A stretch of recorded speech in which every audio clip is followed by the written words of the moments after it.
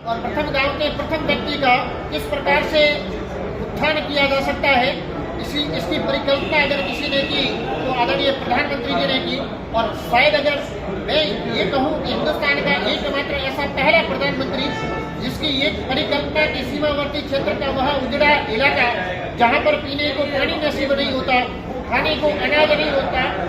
ऐसा कहा जाता है कि वहाँ के लोगों को आज से 300 वर्ष पहले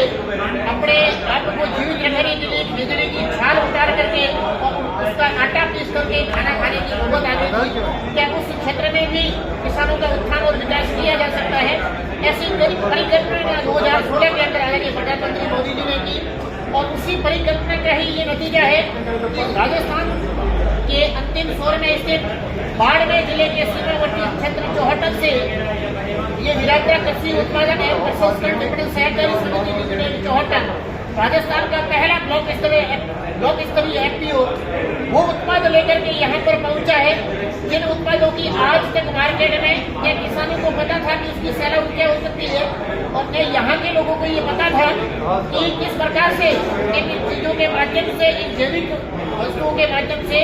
हम हमारी इम्यूनिटी को पुष्ट कर सकते हैं।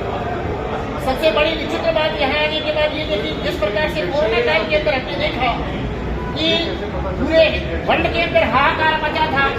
लोगों को ये चिंता थी कि अपनी जान को कैसे बचाया जा सकता है। और ये जब सब विषय सामने आए तो सबको ये लगा कि इम्यूनिटी की कमी है। जब इसके ऊपर विचार और मंथन किया गया तो ये विषय सामने आया कि अगर ऐसी चीजों को ढूंढा जाए जो इम्यूनिटी को पुष्ट करती है और उन चीजों के अंदर वो चीजें सामने आई जिसमें केर थी, सागरी थी, चापटिया थी,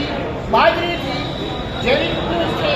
ओट थे, इस प्रकार की जैविक वस्तुएं सामने आई।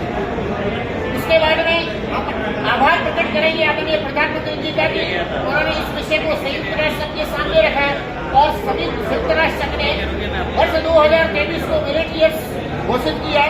ये हमारे लिए गर्व की बात है कि उस मिलेट ईयर्स को जब घोषित किया गया तो इसका उत्पादित क्षेत्र कहाँ पर है। जब इसका रिसर्च किया गया तो उसमें से एक क्षेत्र सबसे बड़ा उत्पादित क्षेत्र मेरा बाड़मेर जिला भी सामने आया।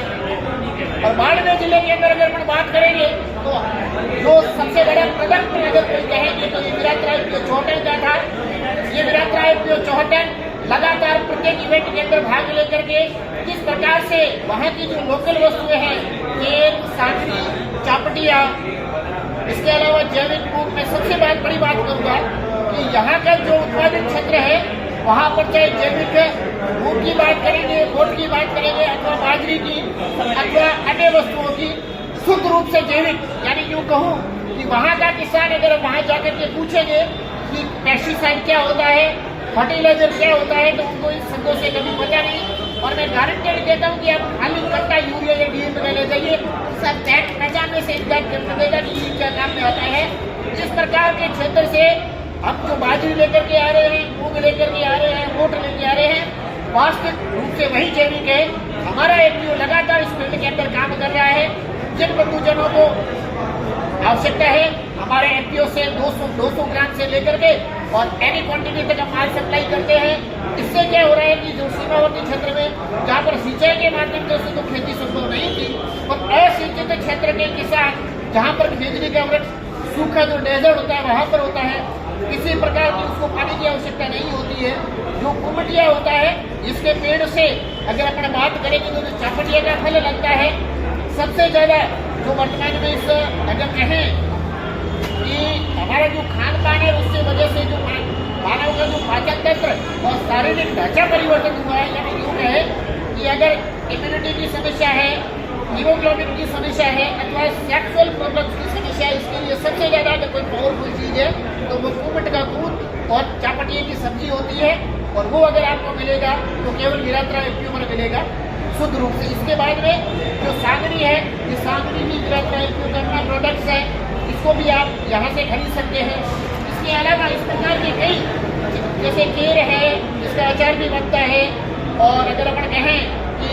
इसको पंचकूटा की सब्जी अगर हिंदुस्तान की सबसे कोई महंगी सब्जी तो पंचकूटा की सब्जी है। और 5 स्टार होटलों के अंदर जिस प्लेट की कीमत, एक प्लेट की कीमत 700-800 रुपये होती है, उसको आप आराम से अपने घर पर जाकर के बना सकते हो। इस प्रकार की चीज़ों को अंतिम छोर से सीमा के क्षेत्र डेजर्ट इलाके से उठा करके और ONGC द्वारा हमारा सौभाग्य है कि आज ICDC के परिसर के अंदर भी इस प्रकार की स्टॉल लगा करके मोदी सरकार जिस प्रकार से किसानों की आय को किस प्रकार से दोगुना नहीं, मैं तो कहता हूँ कि 200 गुना तक करने जा रही है, क्योंकि गेह और सांगरी का उत्पादन वहाँ पर केवल बकरियों के खाने में होता था, और आज हम यह कह रहे हैं कि वही गेह और सांगरी यहाँ पर 1000-1500 रुपए के अंदर बिक रही है। तो अगर सीधा देखेंगे तो मोदी जी ने किसानों की आय को 1500 गुना बढ़ाया है। ये किसान विशेष करके सीमावर्ती क्षेत्र राजस्थान के किसान मोदी जी का बहुत बड़े ऋणी हैं। उम्मीद करते हैं कि आने वाला समय किसानों का होगा, आने वाला समय किसानों के उत्थानों का होगा, आने वाला समय किसानों के विकास का होगा। बहुत धन्यवाद।